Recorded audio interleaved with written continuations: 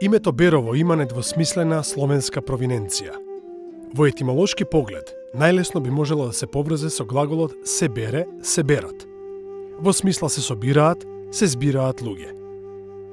Беровчани веруваат дека во минатото, луѓето од околните населби се береле, се собирале, токму на денешната локација на Берово, па оттука доаѓа и името на Берово. Не е познато кога населбата го добила ова име, но секако во средновековието, кога во пошироката околина своја доминација наметнал словенски етнички елемент. Претходно во антиката населбата не се препознава под ова име. Кај дел од истражувачите постои мислење дека античкиот град Партикопол е идентичен со денешно Берово. Археологијата во Малешевијата врз основа на досегашните археолошки рекогносцирања кои се изведени во неколку наврати, и тоа меѓу едно од поголемите направено во 70-тите години на минатиот век и поновите кои се направени во последните 2-3 години. Констатирани се археолошки локалитети кои потекнуваат од најстариот временски период, односно од неолитот, и досега се регистрирани на 3 археолошки локалитети.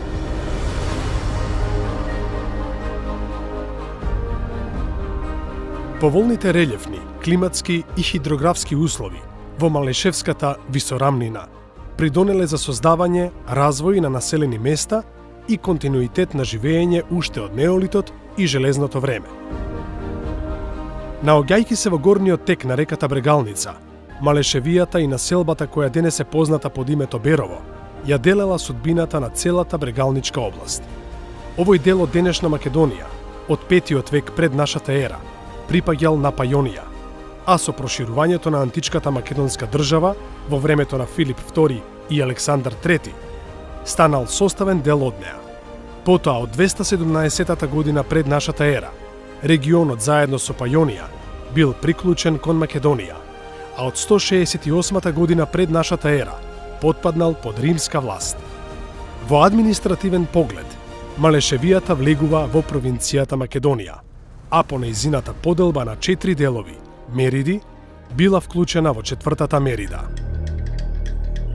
Но иако Малешевската висорамнина нудела благопријатни услови за развој на организиран живот, засега првите регистрирани населби на нејзино тло се датираат од 1 век и 2 век од нашата ера.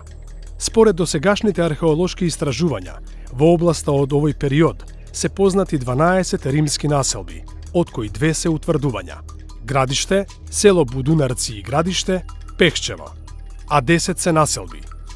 3 од населбите се наоѓаат во атарот на Берово: Селце, Лаките селиште и Селиште. Според најновите археолошки сондирања на територијата на Малешевијата, од овој период се убицирани 39 населби. Од нив во атарот на Берово се Шабанско Градиште од типот Кула, Градиште Берово од типот Спекула, Келаклевец од типот неутврдено село, како и Бреза, Линако и Селца од типот на неутврдени градови.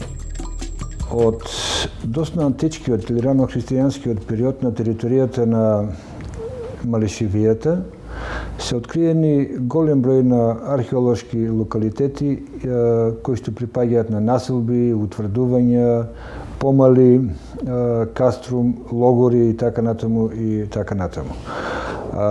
Од објекти кои што припаѓаат пак на сакралната ранохристијанска архитектура, ќе ги споменеме локалитетите Ѓузелче и црквиште ке Владимирово, потоа Бабини колиби двориште, Градиште Будинарци, а секако треба да ја споменеме и базиликата, откриена на локалитетот Света Петка. Оваа базилика е откриена во 2001-2002 година. Истата е конзервирана и спремна за презентација пред пошироката културна јавност. Базиликата е тробродна базиликална градба со правоаголна основа. За димензиите не можам да кажам, меѓутоа сепак се работи за еден импозантен ранохристијански објект. Околу базиликата, значи беа откриени поголем број на некрополи кои што припаѓаат на доста античкиот период и кои преку монетите откриени во гробовите како прилози ја потврдија и хронолошката рамка на овој сакрален објект, односно некој што припаѓа од 4 до крајот на 6 век. Околу базиликата се откриени и други помали простори, меѓутоа со профан карактер, меѓутоа кои што биле во функција пак на ранохристијанската базилика. Од средниот век во локалитетот на територијата на Берово се откриени исто така поголем број на локалитети, меѓутоа во оваа прилика ќе ги споменеме, тоа е значи ковачилница кај Берово и ковачка чука Владимиров.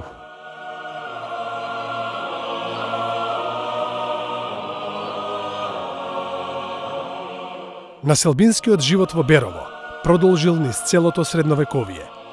Потврда за тоа се случајното откритие во 1974 година на 4, а подоцна на уште 3 средновековни јами при нивелирање на теренот во дворот на манастирот Свети Архангел Михаил. Од трите истражени јами констатирано е дека тие имале стопански карактер и служеле како амбари за собирање на жито, а на нив во одреден период се извршени и преправки. Во јамите се откриени 2 ситни фрагменти на рано средновековната словенска керамика, но и други керамички материјали кои упатуваат на грниња, чини и паници, чаши, стомни и црепни.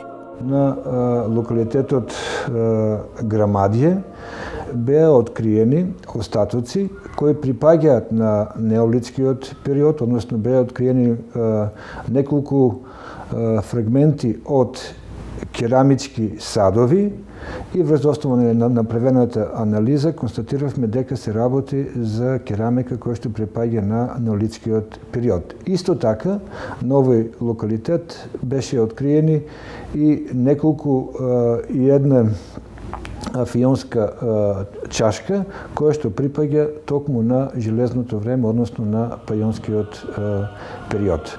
Населбата Ковачилница, која што се наоѓа во непосредна близина на Малешевијата, исто така ја сместува во железното време и кај оваа населба тој смета дека се работи за населба од железното време, потоа која продолжува да живее и во досно античкиот период, меѓутоа продолжува да живее и во средновековниот период. Сите овие хронолошки рамки кои што ги Керамичиев ги поставува кај ова населба се исто така се врз основа на наодите и на монетите кои што припаѓаат од досно античкиот и средновековниот период откриени при рекогносцирањето кој што ги има извршено Керамичиев.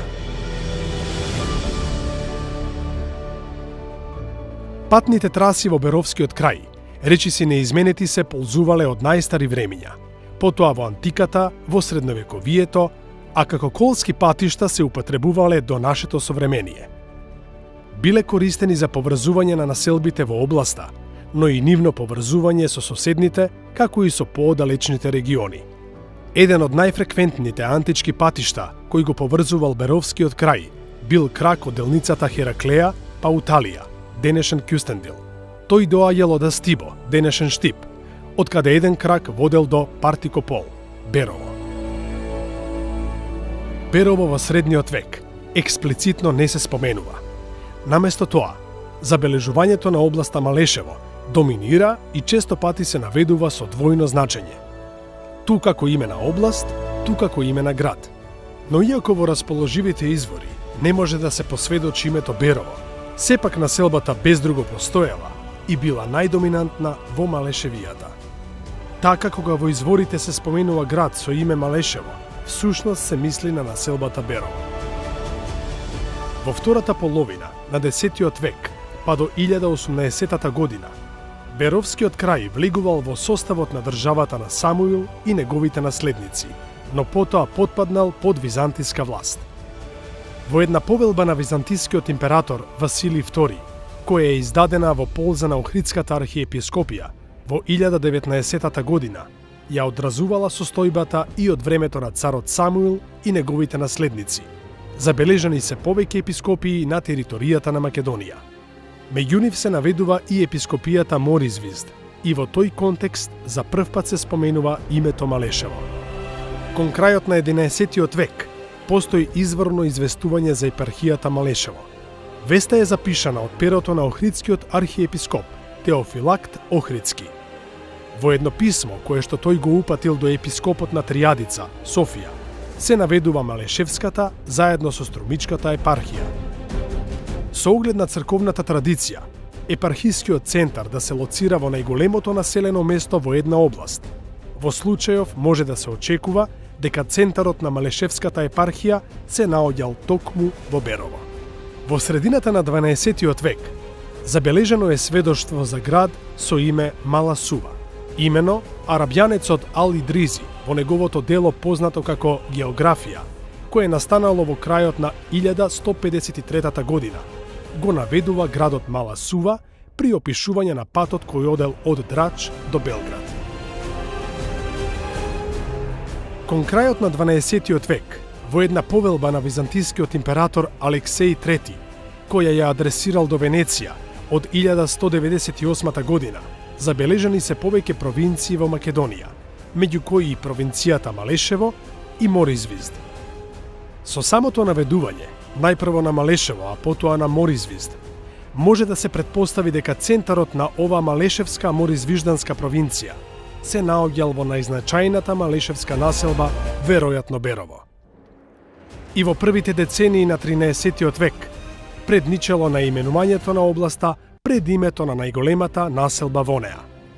Така, во едно писмо на Охридскиот архиепископ Хоматијан е забележана Малешевската епархија како дел од Охридската архиепископија. Иако не е изричито наведено, без друго и во овој посочен временски период, епархискиот центар бил лоциран токму во централната Малешевска населба Берово. Кон крајот на 13 век, Берово се соочило со српската опасност. Имено, со самото доаѓање на новиот српски крал на власт Милутин, во 1282 година тој започнал поход кон северни делови на Македонија, кои што во тој временски период биле во рамките на Византија. Имено, според неговиот биограф, кој што извор за оваа проблематика, архиепископот Данило, добиваме информации дека Милутин ги зазел двата полога, Скопје, Овче поле, Злетово и Пијанец. Доколку ги следиме дословно информациите од овој извор, произлегува дека српската гранична линија одела во источниот дел на Македонија до потечењето на реката Брегалница до Горна Брегалница. Тоа значи дека Берово останало во рамките на Византиската империја, меѓутоа границата со Србија била можне блиску територијално погледнато. Во текот на 14 век, Беровскиот крај мошне често ги менувал своите господари. Најпрво при налетот на српската држава кон југ, начело со Стефан Душан, во 1334 година, Беровскиот крај бил освоен, пошто последователно бил доделуван на управување на неколку ним лојални благородници. Во неговата кампања од 1334 година, тој ја прошил српската држава јужно од Струмица и Прилеп. Веројатно тогаш бил заземан и Охрид. Па во тој контекст, иако нема изворни информации, веќе произлегува дека Берово било заземено и влегло во составот на српската држава.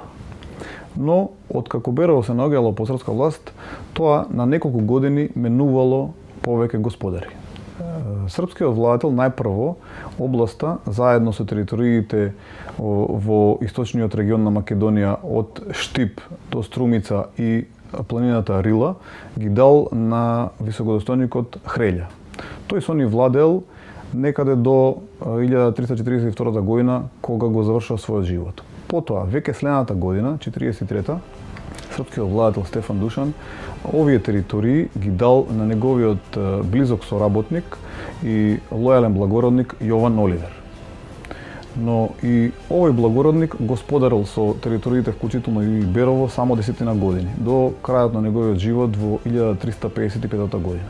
По оваа година, Нема изворни информации што се случило со Берово, но еден висок благородник, Никола Станјевиќ, чие што седиште е во Конче, ги проширува своите територии, па се верува дека Берово подпаднало под негова власт.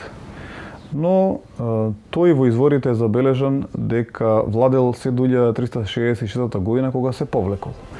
Во тоа време браќата Волкаш и Њуглеша веќе имале создадено хегемонија во Македонија, а потоа по 1371 година во кратко време и Марко, па од тука власта во Берово ја имале не директно тие, туку нивни лојални благородници.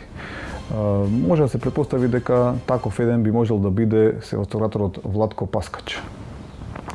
Ваквата ситуација останала до средината на 70-тите години, кога се случува територијалното проширување на браќата Деспот Јован Драгаш и господин Константин. Имено, најдосна до 1375 година, браќата ја прошириле својата територија, вклучувајќи ги териториите од Велбушт па на југ до Струмица и Петрич. Така што Берово и неговата област влегле длабоко во рамките на територијата на овие двајца браќа. Од почетокот на 80-тите години на столетието, господин Константин останал единствениот владетел на оваа територија. Континуитетот на неговата власт е присутен и по неговото признавање за вазал на султанот Мурат I, најдоцна до средината на истата декада, па се до неговата смрт во битката на Ровине во 1395 година. Според тоа, запаѓањето на Берово под власта на османлиите специјални се два моменти.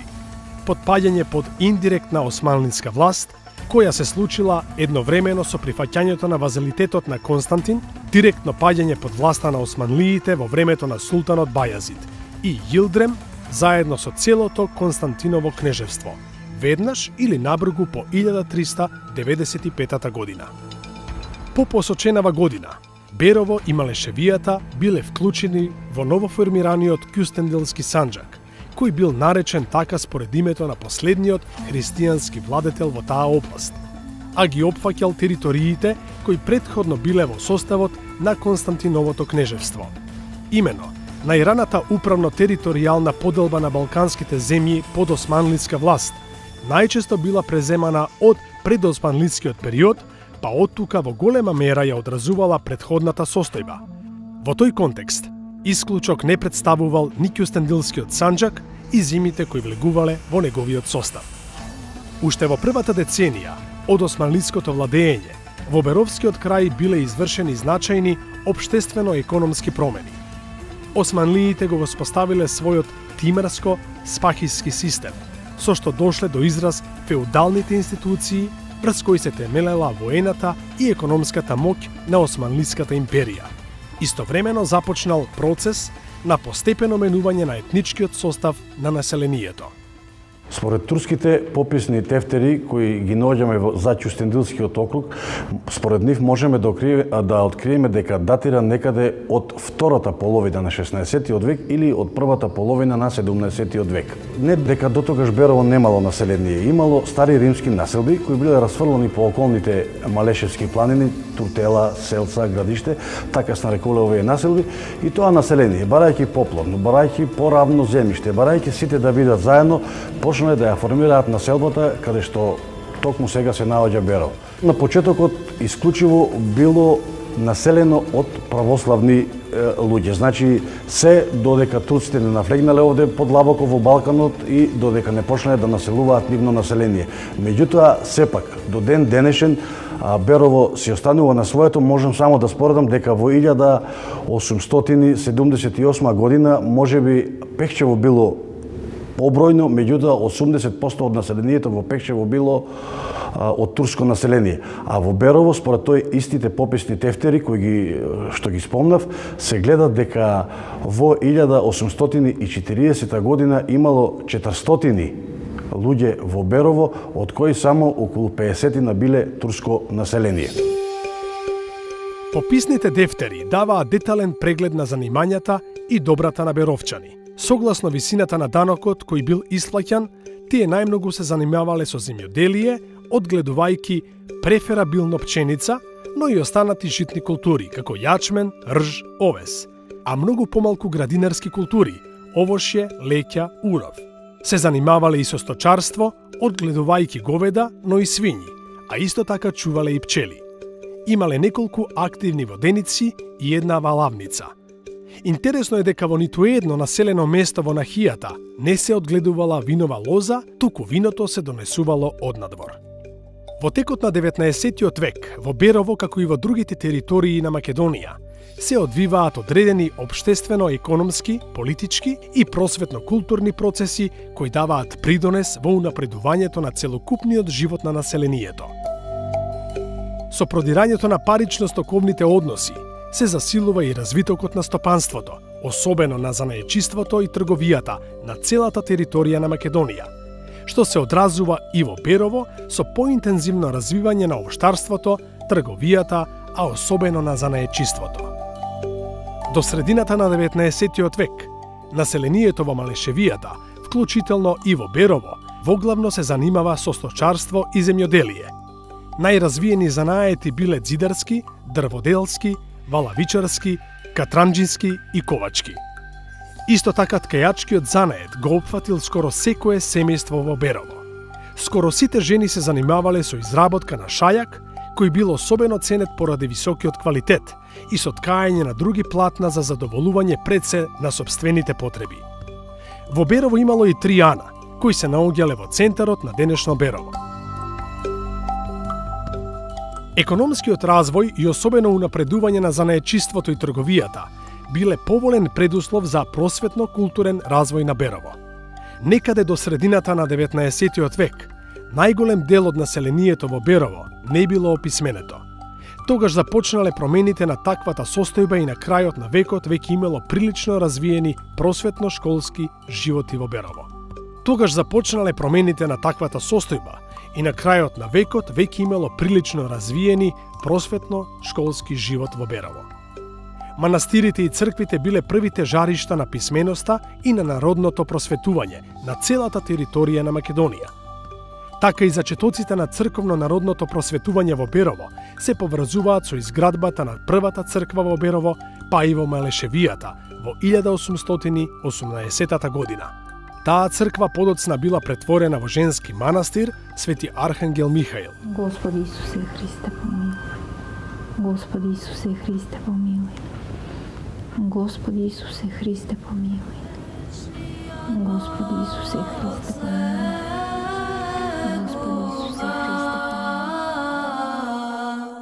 И во утробата на дева се вселува свет, свет, свет си милостив Господи, царот на сите и Господ, дојде тој што Адам го создаде, Херувим, Јас сум монахиња Синклитикија, старешина на овој манастир кој е посветен на Свети Архангел Михаил. Манастирот е изграден 1818 година и до 1818 година во оваа околина немало црква и луѓето немале каде да одат да прават богослужби, немале каде да прават крштевки, венчавки и се собрале неколку постари луѓе од Берово и отишле кај Валијата кој имал седиште во Радовиш. Тој им дозволил да направат црква и им поставил 3 неверојатни услови со тоа што мислел дека луѓето ќе се откажат. Првиот услов бил црквата да ја направат за 40 дена. Вториот услов црквата да биде вградена внатре во земјата, да не е повисока од горниот дел од патот и третиот услов попот имал многу убава ќерка, требала да замине во харемот кај Валијата. Се сложиле беровчани, се собрале сите, мажи, жени, деца, работеле денонотња и навистина ја направиле црквата за 40 дена. Го исполниле и вториот услов, црквата била вградена внатре во земјата, не била повисока од горниот дел од патот, меѓутоа, кога требало да се исполни третиот услов, ќерката на попот да замине во харемот кај Валијата, таа не сакала да си ја смени верата и избегала најблиско и било Кјустендил. се наутил валијата, го затворил попот, го мачел, мислејќи дека така ќе ја намами девојката да се врати, меѓутоа таа не се враќа. По 3 години има нови случувања во Османлиската империја, доаѓа друг валија и повеќе не му се интересни случувањата за Берово, го пуштаат попот да си дојди дома. Кога си доаѓа попот дома, тогаш се враќа и ќерката и доаѓа тука на овој простор, се замонашува и станува првата монахиња Евгенија. Од нејзиното замонашување, па се до денеска, во овој манастир има континуиран процес на монахињи.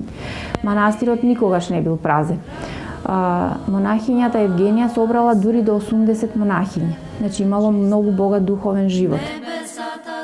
Така со развојот на црковниот се развивал и просветно-школскиот живот. Првото црковно или келигино училиште во Берово било сместено во дворот на црквата Свети Архангел Михаил. Со изградба на црквата, беровчани се здобиле веќе со еден нов објект околу кој многу брзо почнале да се создаваат услови и да се вртат скоро сите позначајни случувања во општествено-социјалниот, културниот, просветниот живот на беровчани. Брзо по изградбата на црквата, на едно 15 на метри од објектот, било подигнато училиште. Во тоа време, значи, тие училишта биле црковни, келини училишта и тука действувал како учител познатиот македонски преродбеник Јоаким Крчовски. И училиштето исто така било поддржано од поп Пецо, предводено од поп Пецо, и од таа училишна клетка почнува да се развива една сериозна просветителска дејност за оваа средина. Понатака тоа училиште прераснало во народно училиште и од овде ќе произлезе и една традиција за создавање, односно за продуцирање на учителски, на просветителски кадар од беровските средини. Тоа ќе трае и целиот 19 век, но интересно е да се каже дека продолжува дури и во 20 век. Познат е фактот дека од беровскиот просветителски кадар оделе да работат и да ги пополнуваат празнините во соседните општини, пред се во Делчевската, односно тогашна пијанечка област, општина, во градот Делчево и во околните населби и во другите општини околу Берово. Овие келини училишта давале религиозно и елементарно образование од читање, пишување и сметање. И покрај тоа, тие одиграле значајна улога во зачувување на црковно-словенската писменост, на традицијата и културата, во зачувување и закрепнување на народниот дух и на народната култура, и тоа пред се поради фактот што во текот на целото време на нивното постоење, во нив се учело на локалниот народен говор. Беровското училиште станало световно некаде во 1892 година. Во Берово се родени, израснати и воспитувани и две значајни историски личности кои ќе обележат и македонската историја на ослободителните борби против турското владење пред формирањето на Македонската револуционерна организација 1893 година. Тоа се прочуениот војвода дедо Илјо Марков Малешевски, родом од фамилијата Мустракински, и Димитар Поп Георгиев Беровски. Приказната за Илјо Малешевски е многу богата, многу интересна, не само за историчарите и за социолозите и за етнолозите, и тој едноставно прераснува во еден синоним на ајдутството во Македонија.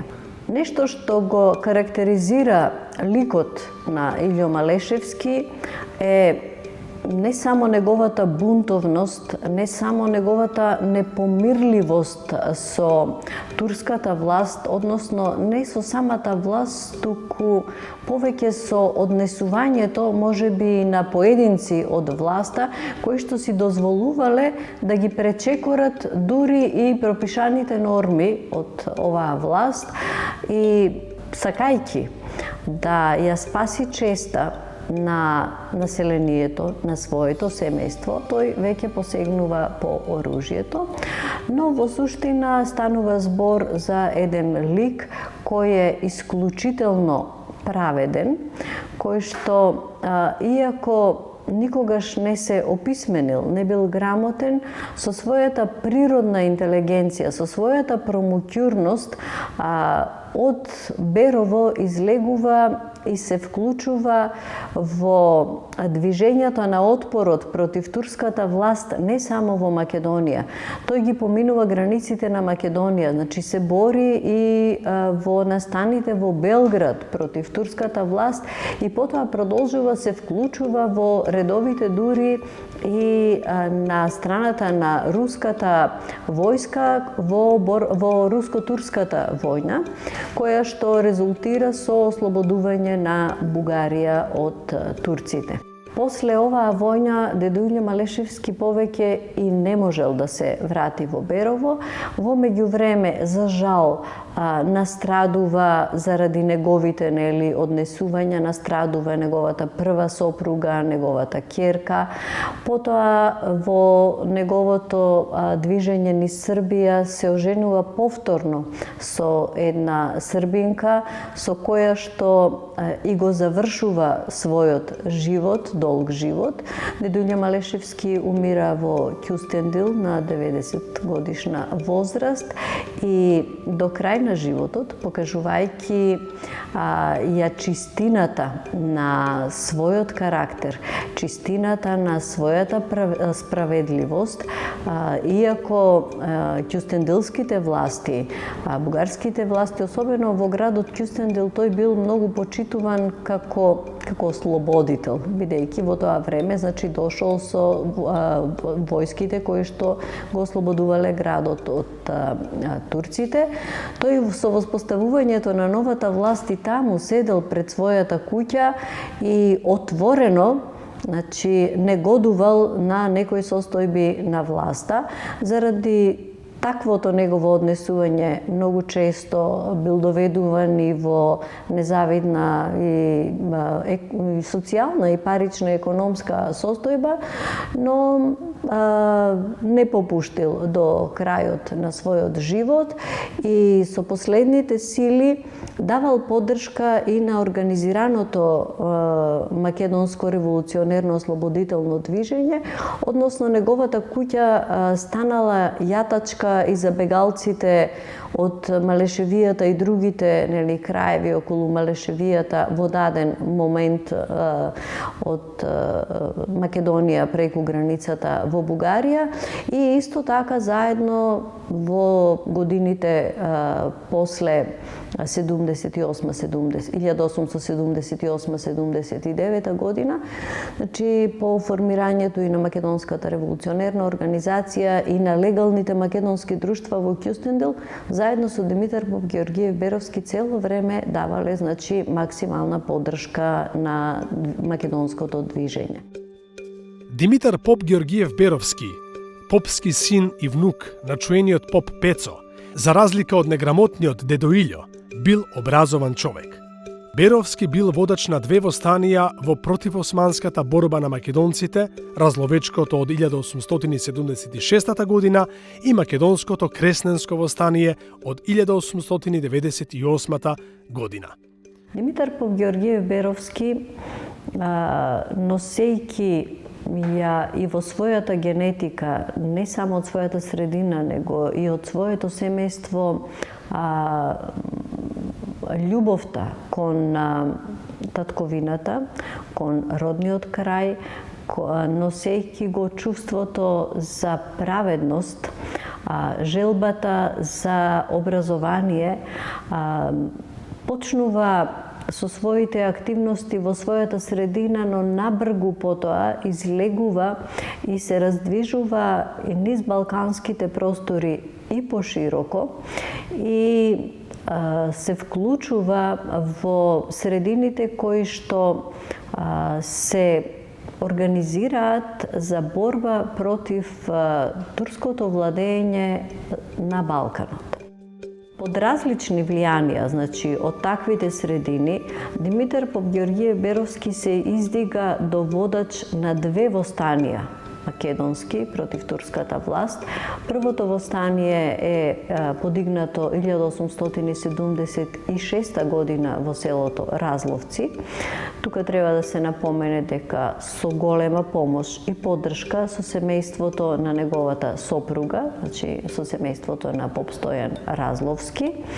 И во тоа востание, иако подигнато во Разловци, Беровски ги навлекува и ги вклучува и беровчаните, и малешевците, и ги повлекува во веќе организирано антиосманско движење и се прилагодува на состојбите, такви какви што се случуваат во времето на источната криза, за после 2 години да застане и начело на помасовното и повеќе познато, значи македонско кресненско востание, дигнато 1878 година, во кое што се издигнува до раководното место војничко, како началник на штабот на востанието. Во Музеот на Македонија се чува и оригиналниот печат од востанието, на кое што во легендата јасно стои дека е тоа печатот на началникот на штабот на македонското востание од 1878 година. По формирањето на македонската револуционерна организација, Беровски се вклучил и во илегалното македонско револуционерно ослободително движење. Соработувал и со Гоце Делчев. Заедно со Дедо Илјо давале максимална поддршка на револуционерната дејност на МРО. Починал 1907 година во својот дом во Горна Граштица.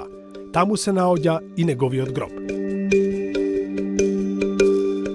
Меѓу личностите што оставиле свој печат во организираното македонско револуционерно и национално ослободително движење се и беровчаните Никола Малешевски и поетот Атанас Раздолов.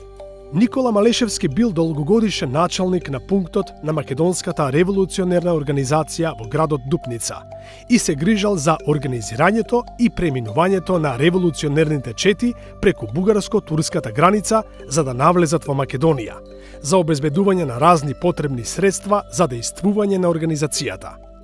Никола Малешевски бил началник на пунктот во Дупница и ги прифаќал револуционерите кај него дома, ги спроведувал,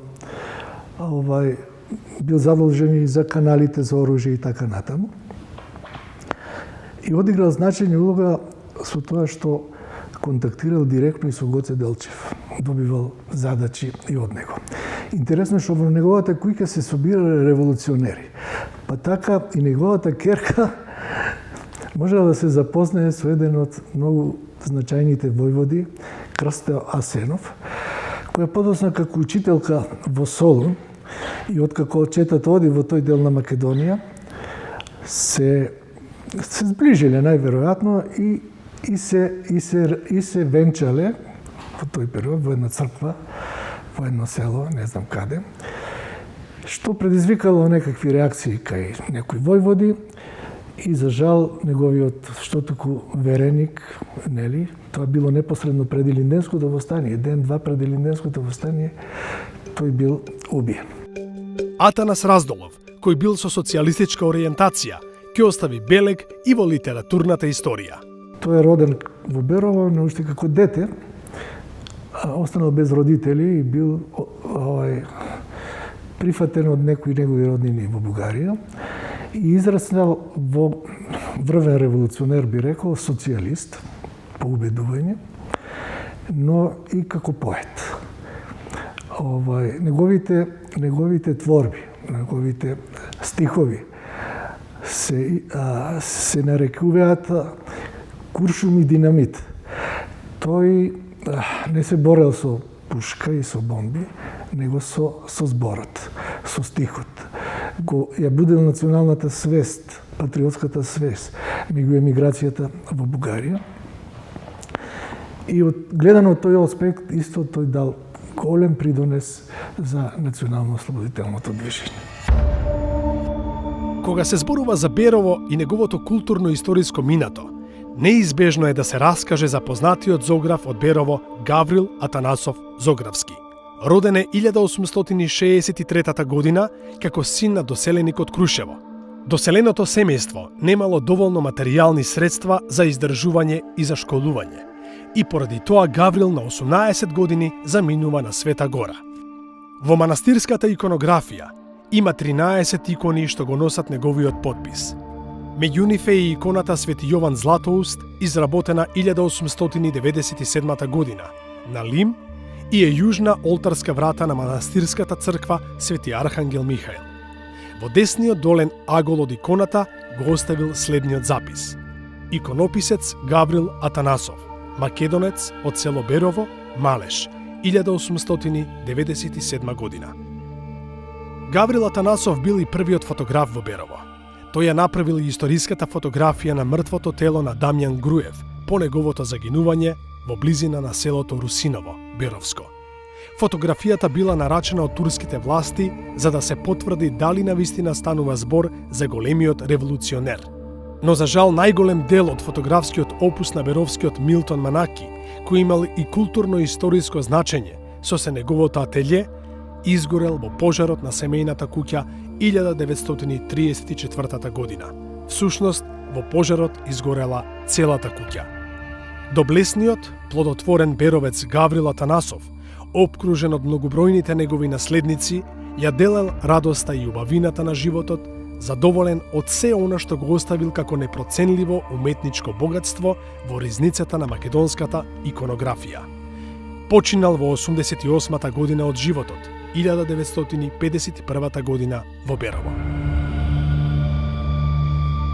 Во Берово и во целата Малешевија, покрај Грчката во втората половина на 19 век, продрела бугарската, а понеја и српската пропаганда. До крајот на турското владење, успеале да обстојат, иако не со подеднакво влијание, и бугарската и српската пропаганда. Посебна улога во проширувањето на бугарската и српската пропаганда имале црквата и просветата. Во Малешевијата многу поголемо влијание успеале да наметнат и да задржат бугарската екзархија преку екзархиските свештеници и учители. Пред почетокот на Првата Балканска војна, од цела Малешевија, само во Берово имало српско основно училиште. Во Берово имало и екзархиско основно училиште во почетокот на 20 век.